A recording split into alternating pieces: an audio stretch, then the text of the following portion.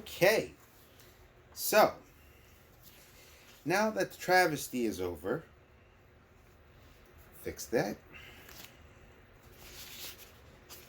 We are going to the next one.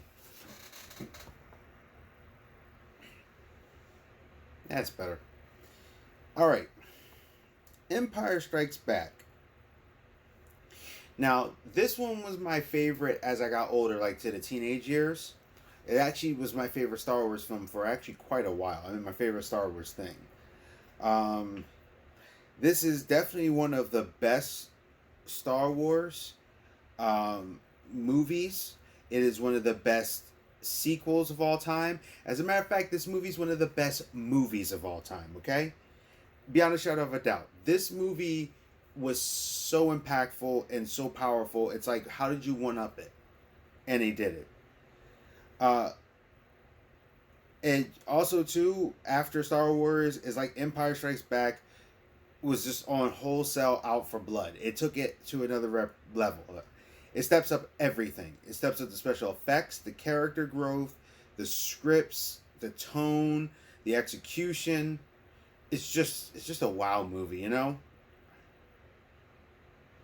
And it really also focused more on the relationship of the characters as a whole. Vader's look got updated, and I love the fact that you see how he could have gotten updated. It actually makes sense. But, like, definitely a little cleaner. They got rid of that red eye thing. I didn't mind it, but I understood it was like a lens thing. He's a little smoother and kind of closer to what he normally looks. Vader is a way more evil bad guy in this one. See, the first one, he was bad here and there, killed the planet a bit. Here, on this one, right here, wholesale.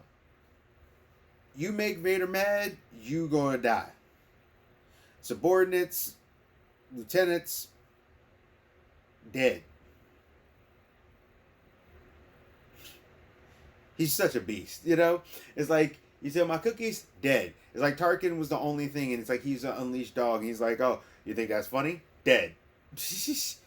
Vader was just all raw in this one. You know what I mean?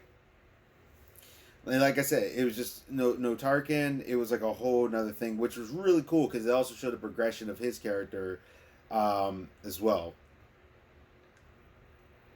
And you see a little bit of a scarred head and stuff too, so I thought that was actually really cool. And now, we go from here, we go to Hoth, where the rebels are hiding. And then you have it on Hoth, the Battle of Hoth, which is actually still a pretty awesome battle. Enter the AT-AT walkers, and a battle ensues. Changed the game. It was like, wow, they added to it, and they were able to do a ground battle, but still do something instead of just normal tanks. And I thought that was really cool. And Empire needed to blow up the shield generator. To do that, they had to go on to the planet surface for Hoth. I think they didn't do it from the outside because they couldn't get there. They probably would have known they were coming, have some shields, but they can get in close. Because for a lot of stuff in Star Wars, it seems like you have to get in close to deal with it, you know what I mean? And I think they were like, all right, so we're going to have to do this and do some guerrilla tactics. Also, I think the Empire is more of the same, we like to overwhelm you kind of thing. While the rebels, you usually see them do the guerrilla tactics more. Also, it's funny with the broke hyperdrive situation. But yeah, when you catch them, that's how they kind of did it. It was like, usually they didn't change too much. They were very, this works, we're not evolving from it. And I thought that was very interesting, a dichotomy. The Empire was dominant for what they did, but how they kind of did it, it really worked. That just showed just that dichotomy between the two. And Darth was laser focused on Luke. I thought that was interesting too. While the Empire, was all about the rebels, because the rebels gave them a nasty blow. Like Vader is like, I'ma do this. He's mine.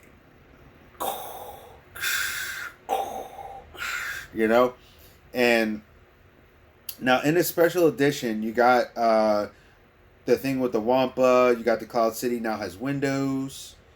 because I watched both. So if you're wondering how come I keep referencing it, it's because I talk about some of the changes. I actually went back and rewatched the special editions. But I thought that was cool. And I think the first one had no windows, so that was kind of weird, that first time. But it worked for me either way. Also, interesting that he changed, like, to Ian McDermott. Oh, yeah. Just wanted to check my notes. So, the Emperor, I actually thought this worked for the special edition. For the Emperor, when he changed him to be Ian McDermott, the guy that you know from Return of the Jedi on. That plays the Emperor. And he's in the prequels. Both worked for me. Now, I do know they did a little change to the dialogue, however. Some people really hate that. I actually, funny enough, both work for me. The Emperor talks about Luke as a threat. And Vader says, hey, maybe he could be turned, kind of thing. Now, in the now it's retcon, more for to be in line with the prequels, and that's fine for that. So now Vader doesn't know Luke is here, who he is, and the Emperor tells him like, "Hey, this is Luke." Now, some people were like, "Well, it made Vader seem more menacing because he's looking for Luke," and it says in the scroll that it says he's looking for Luke. Well, he never actually says, "Oh, this is Luke." What he notices is that there's somebody there who seems to have a lot of power with the Force. And even when you watch Rebels, when Obi-Wan is fighting him, and you hear Obi-Wan say it, or like he's like, "You're hiding someone," and he can feel it. So people can feel Luke's Force power.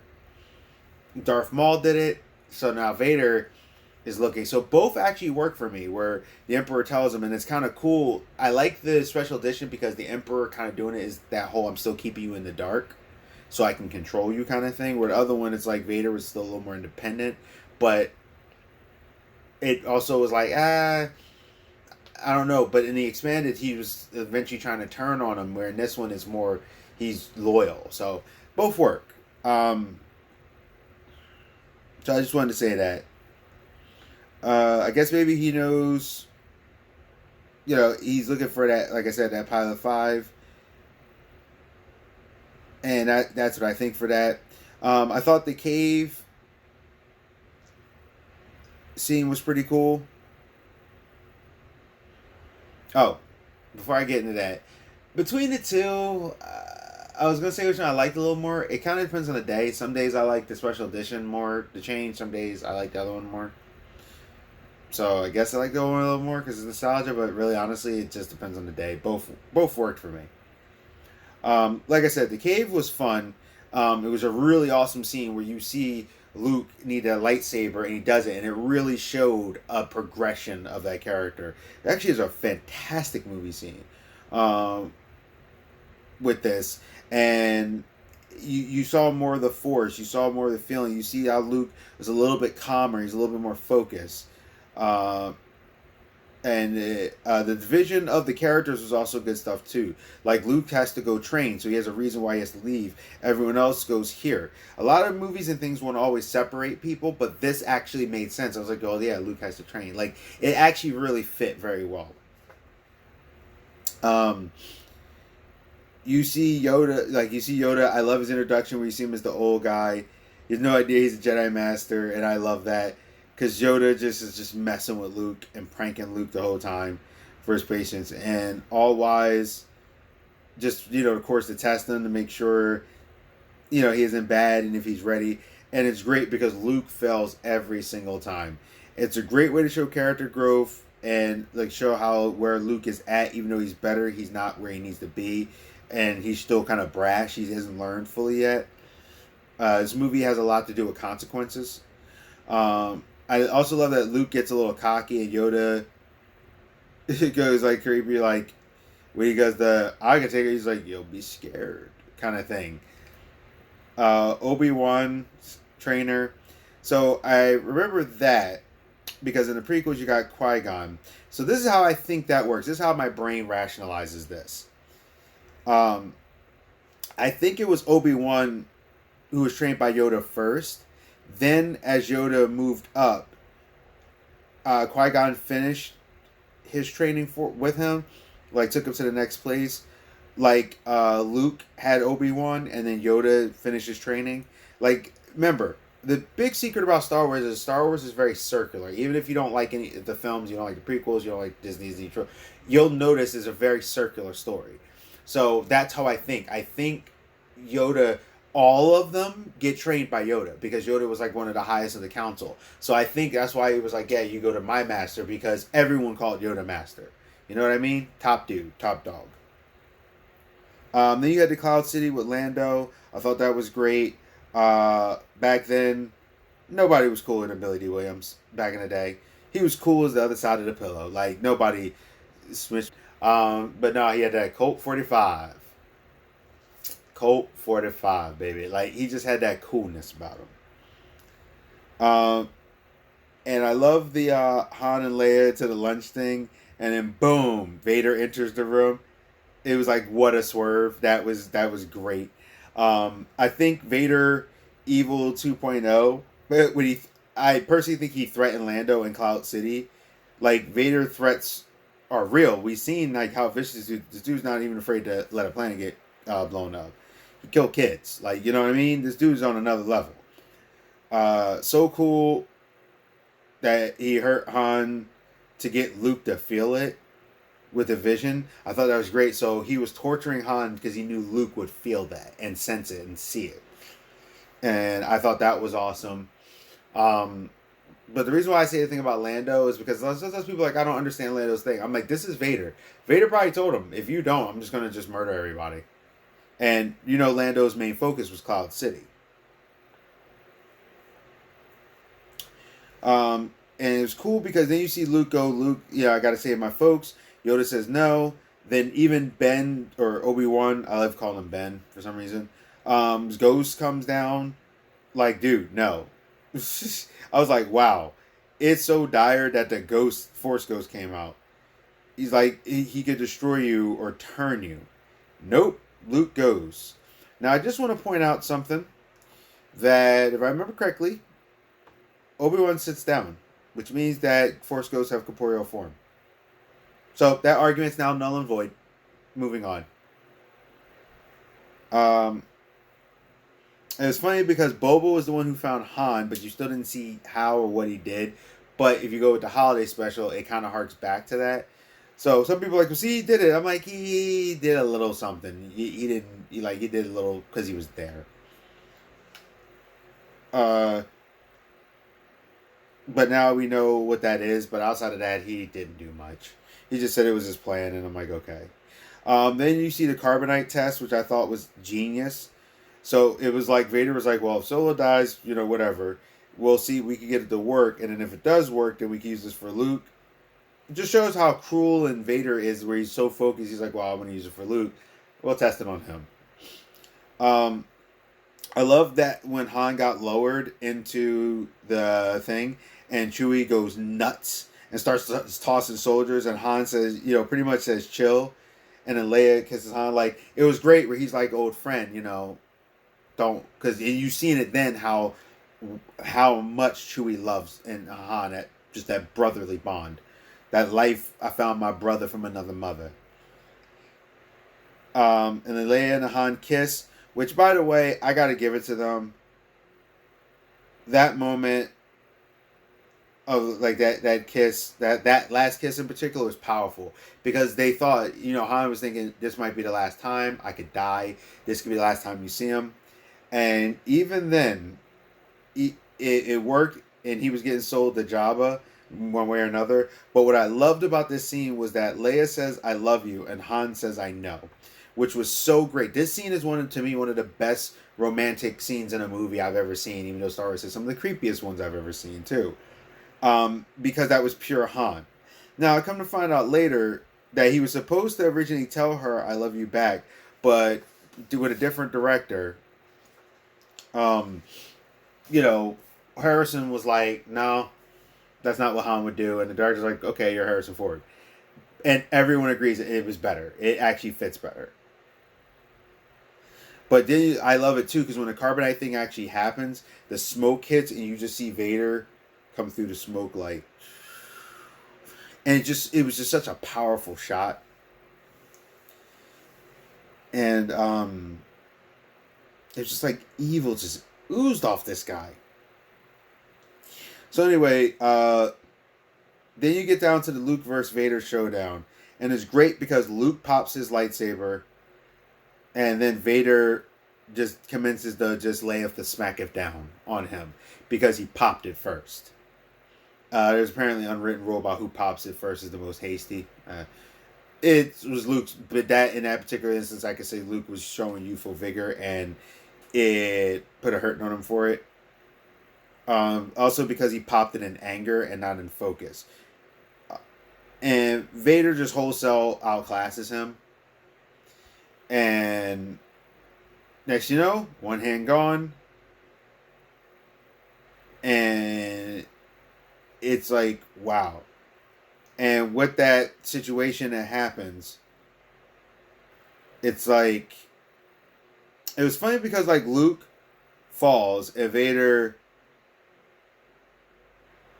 kind of got him like to activate something. So you come to realize that the fight, well, basically what happens is that while they're fighting, right, they're doing their whole thing. Now I got my thoughts together. They're doing the whole thing, and it's like he kind of agitates him, like because Vader is kind of talking trash, and then what happens is the fight starts not being one side. Like he kicks him down a thing, and it goes too easy, and you see like Luke flip out the thing. And he starts noticing that Luke is actually stronger than what he thought. So then Vader is kind of doing this like, oh, you got some moxie kind of thing. I got something for that. Now I fight. And like now I'm going to actually fight you. Hand comes off. That was intense. It was like, okay, you got the moxie, and you see Luke. He's kind of coming back, and he's like, I'm strong, and he's like, nah, boy, you're weak. And then Luke basically fails. Han's gone with Boba. Now he lost his hand. Then the bombshell. I'm your father. The music swells. It hits at the right time in the right moment. And Vader does basically introduce the Sith rule. Let's take out the Emperor, and we'll rule the galaxy as father and son. Just coolness to the 10th power, because it's like, yeah, okay, that's how the Sith do it. To do the rule of two, you have to take, the way you become the master, you have to be able to take out your old master. So, yeah, that was kind of crazy. And I love that you see this they're crying your baby Luke to, in the beginning, to now he's kind of this whiny bullheaded guy, but he definitely has talent there. But you see the moment where he becomes like, I'm a man. I make my choice. You can't have this. And he falls down to the hole and was going to end it. Now, I don't think a lot of people realize Luke didn't know what was going to happen. He just decided to drop. He was like, I'm not going to join you. I'm not going to do this. I can't defeat you. It was like he gave up everything. He gave up the boyhood and was like, I'm not ready. But you know what? There's no way I'm going to do this. Because, he's like, no way I'm going to let you take me kind of thing. And he's like, no, I've lost. I'd rather die than deal with this. And I'd rather die than deal with you kind of thing. And I thought that was freaking powerful. That's why everyone references that scene. It was one of the greatest scenes in movie history. That kiss is one of the greatest scenes in movie history. And one of the best scenes in movie history is that lightsaber. And that's why. And it's cool because it's like the Force saved him. And when he fell, he went into that tube. And he wasn't planning on that. And Leia and Chewie get him. And then boom. A crazy look at this galaxy. And then it's like, bang, roll the credits. And I know people in there, I remember that people were like, wait, what? As a kid, it's like, wait, but the heroes always win. And that's how I know people did it. Like, wait, the heroes win. And everyone's like, oh my goodness, that's it? The heroes, like, lose? It was a total low note, a straight downer, great cliffhanger. And it got people now waiting 3 years anticipating what's going to happen next. And it was great because you saw them fall. And now, but there was still a glimmer of hope when you saw the galaxy. And I think that's beautiful. This movie set a president that's so good that for it to be an Empire Strikes Back, now there's a term called, is this franchise's, enter franchise name here, Empire Strikes Back? That's just a standard now. It's just wow, like how amazing that is. Like, you know what I mean? So to me, Avengers Infinity War, that was their Empire Strikes Back. That's how awesome this is. I'm gonna say Empire Strikes Back is definitely a blow my mind. I still rewatching that. That movie still is so powerful, still so amazing, and still so fresh. Just a great sequel, one of just the greatest. It's like those few movies that the sequel outdoes the first one, and this one totally delivers. So that's what I need to say. I'm trying to keep it a little low. It's really, really late at night. I should say early in the morning, and I know my neighbors are asleep. So, I'm really, really excited. Like, it's so awesome. But great film. Blows my mind. Thank you. This is the Geek Protagonist. I want you to stay safe, stay healthy, stay real. And now it's on to Return of the Jedi. Or is it?